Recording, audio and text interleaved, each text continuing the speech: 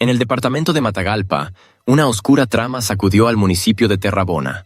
Según la fiscalía, Giovanni Castellón Miranda planeó el asesinato de su propio padre, Francisco Castellón Lúquez, un conocido transportista apodado El Gemelo, el móvil.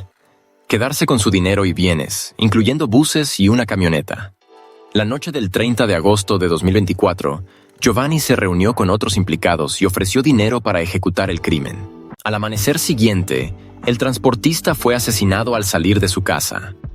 Tras el asesinato, Giovanni presuntamente utilizó documentos falsos, con ayuda de abogados, para apropiarse de los bienes. Meses después, un segundo asesinato buscó silenciar a un testigo. Leydín José Sosa Hernández fue hallado en un pozo.